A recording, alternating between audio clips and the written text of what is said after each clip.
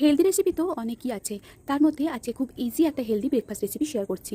নিয়ে নিয়েছি পরিমাণ মতো বেসন, অল্প একটু সুজি, স্বাদ মতো লবণ, লঙ্কা গুঁড়ো আর জিরে গুঁড়ো। তারপরে অল্প অল্প করে জল দিয়ে পাতলা একটা ব্যাটার তৈরি করে নেব, ঠিক যেমনটা ধোসার ব্যাটার হয় সেইভাবেই। তারপরে ঢাকা দিয়ে আধ ঘন্টা মতো রেখে দিয়েছিলাম। এইদিকে আলাদা একটা পাত্রের মধ্যে পেঁয়াজ কুচি, ক্যাপসিকাম কুচি, গ্রেট করা গাজর, টমেটো কুচি আর ঝালের জন্য একটু লঙ্কা কুচি দিয়েছি। আর আমি কিছুটা ছানা নিয়ে সেটা একদম জল ছড়িয়ে শুকনো করে নিয়েছি। তারপর হাতের সাহায্যে স্ম্যাশ করে সবজির সাথে দিয়ে দিলাম। আর অল্প একটু লবণও অ্যাড করেছিলাম এখানে আমি। এদিকে কড়াইয়ের মধ্যে দিয়ে দিচ্ছি অল্প একটু সর্ষের তেল, তারপরে যেটা মিক্স করে রেখেছিলাম সেটা দিয়ে দিলাম। তারপরে একটু নেড়ে চেড়ে যখন সবজিগুলো নরম হয়ে যাবে নামিয়ে রেখে দেবো। ওইটা কিন্তু পুরের জন্য ব্যবহার করব আমি।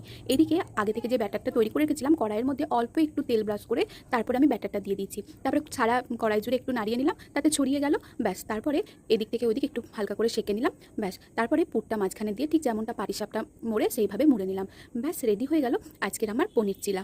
তোমাদের কেমন লাগলো অবশ্যই জানাবে, আর তোমরা কিন্তু অবশ্যই একবার ট্রাই করো। ভিডিওটা ভালো লাগলে অবশ্যই একটা লাইক